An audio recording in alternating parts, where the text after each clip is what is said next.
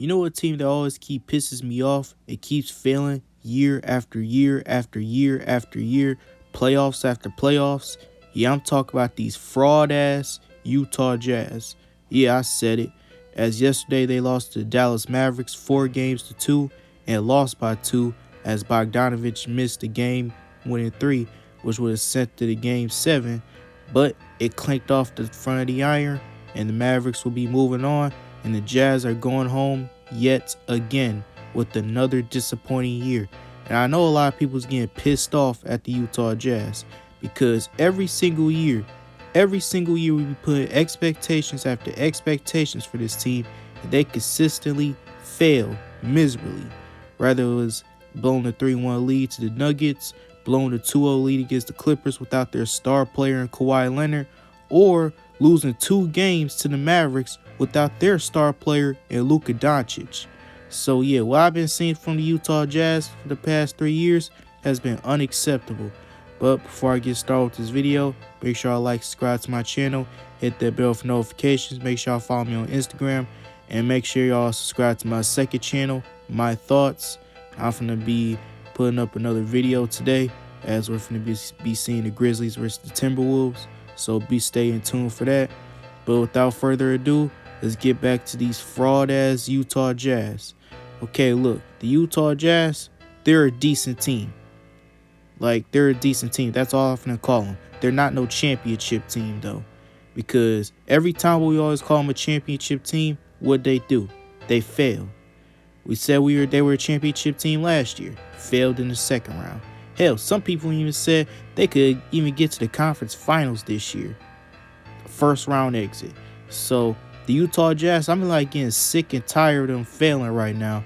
And I think it's time for them to blow it up or something. Because they're not going to win a championship with this core. And starting off, I'm going to start off with the man of the hour himself, Donovan motherfucking Mitchell. And look, D. Mitch, he's one of my favorite players in the league. But D. Mitch, bro, I hate to say this, but you be shot chucking way too much. There are some games that you could go hot, and there's some games that you be going cold. D. Mitch, no wonder why he's shooting 44% from the field throughout his entire career. Because in some games, he be shooting 42 or below 40% from the field because he just be chucking up a lot of threes. And sure, he be making them, but he be missing them most of the time. And another thing that people don't even talk about Donovan Mitchell is his performances in the playoffs. So don't get me wrong, D. Mitch, he's a great playoff performer. One of the greatest playoff performers of all time. But every time when the Utah Jazz fails, we don't be putting enough blame on D. Mitch.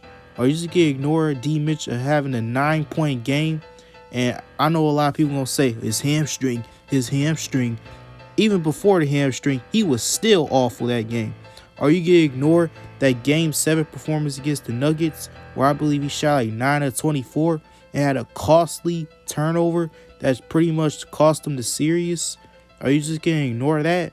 So yeah, I think D. Mitch, I think he deserves a bit of blame, but I'm not giving him the most of it because he do be showing up. But D. Mitch on defense, though, unacceptable I've been seeing. That man was barbecue chicken throughout that Mavericks series. Whether it was against Spencer Dinwiddie or primarily Jalen Brunson, that man D. Mitch was just getting cooked by everybody. And imagine him guarding Luka. Yeah, Luka could easily drop 40 points if he wanted to. The only reason why he didn't, because the Mavericks were kicking their ass in Game 5. So that's why. But D. Mitch on defense has been awful. And D. Mitch, I think he's been kind of a ball hog. I'm not going to cap. Because D. Mitch, every time I be seeing Bogdanovich, Conley, a couple of players open, he don't be passing the ball as much. And speaking of ball hogs, Jordan Clarkson, you been a ball hog as well. Let's not forget about your ass. Because can you provide anything outside of scoring? For real, he's a great scorer and all off the bench. But outside of that, what does he really do? He's not a great defender. He's not a great rebounder. He's not a great playmaker. Jordan Clarkson, he just don't have much into his game because outside of scoring, and he be holding the ball way too much. I be seeing possessions where D. Mitch is open, Bogdanovich is open. Hell, I even see Rudy Gobert open in the paint at times, and Jordan Clarkson does not find him. Sure, he could pass the ball at times, but every time when I see Gobert wide open in the paint, I barely see Clarkson pass on the ball. So I think Jordan Clarkson need to be brung up in this conversation as well. Because sure, he's still a great player and all, but at times he could be inconsistent as well. Because he kind of had a pretty much of a down year after winning Sixth Man of the Year last year. And the playoffs, I'm not saying he was bad, but let's be real. Most of his points were in garbage times when they were getting blown out in Game 5 primarily. So yeah, Jordan Clarkson, I think he need to be brung up. And Quinn Snyder, man, you thought I forgot about you. And look, I'm not saying it's all Quinn Snyder's fault, but I be seeing some possessions where he don't be making adjustments. And we seen that in the past. We seen that against the Clippers last year, where Ty Lue exposed them with his small ball lineup, which allowed Reggie Jackson and Terrence Mann to turn into Splash Brothers, and Paul George looking like playoff P for real. And we even seen that against the Nuggets, where they blew a 3-1 lead, as Jokic was just cooking Gobert shit. And hell, Jamal Murray as well, because the Jazz, their weaknesses is small ball lineups. That's the reason why they keep failing. And I think Quinn Snyder, I think he needs to be held accountable for some of these postseason failures that the Utah Jazz has been having. And last but not least, the least favorite man of this video is the 3-time defensive player himself, Rudy Gobert. And look, Rudy Gobert, he's still a great player, good defender, but I think we be putting too much blame on Gobert, and I don't get why.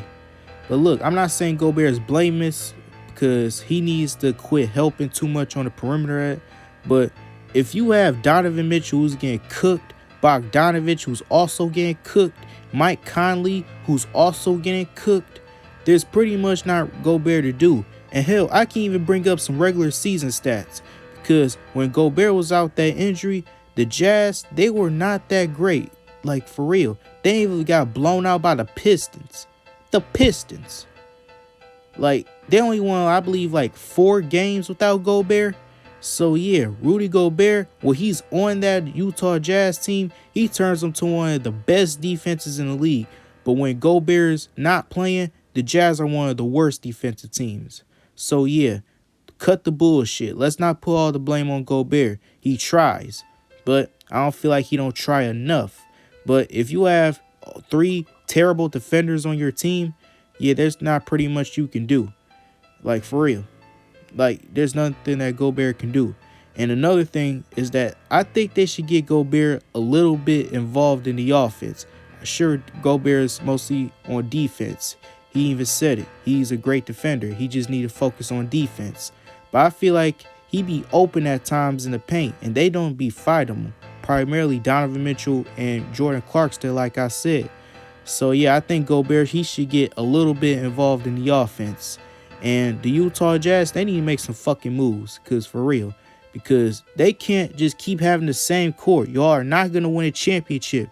And it's tough to even get like a big time free agent signing, because the Utah Jazz are a small market team. So it's going to be pretty tough. And hell, even if they get a trade, it's not going to be no big time guy, because who wants to play in Utah? Like, for real, who wants to play in Utah? Salt Lake City, small market. Nobody. Like, not absolutely nobody. I know a lot of people gonna say, oh, what about the Bucks? Well, the Bucks got a superstar in Giannis, an MVP caliber player in Giannis, I should say, and an NBA champion in Giannis. So yeah, that's why Milwaukee got Drew Holiday. But for the Utah Jazz, they don't really got a true superstar. Sure, Donovan Mitchell's a great player, but he ain't no superstar or nothing. He's just an all-star. Because D. Mitch, as good as he is, he's not a top 10 player. And I think we need to start holding some of these players on this team accountable for these postseason failures. It can't just be Gobert. But in conclusion, this is just disgusting what I've seen from the Utah Jazz. Losing 2 games without the Mavericks even having their star player. And D. Mitch getting outplayed by Jalen Brunson. Yeah, Jalen Brunson, the guy that dropped 41 points. Yeah, remember Terrence Mann dropping 39 last year on their heads? Yeah, it happened again. This time, a lefty James Harden. Let me not force there. But Jalen Brunson, shout out to him for stepping up in this series. Luka Doncic coming back from that injury. But the Utah Jazz, yeah, a big disappointment. I'm not saying a bigger disappointment like the Lakers and the Nets, because the Nets got swept and the Lakers didn't even make the playoffs. But the Jazz, yeah, absolute disappointment. So that's why we shouldn't be giving a flying fuck about this team. Not even me, because I just gave up on the Utah Jazz. I just completely gave up on them. So yeah, the Jazz, they better make some fucking moves, because if they don't, just blow the whole damn thing up. Just blow it up. But that concludes this video. What y'all think? Make sure y'all subscribe to my second channel. Are the Utah Jazz a top 5 disappointment this year? This your boy Lil Trady signing out.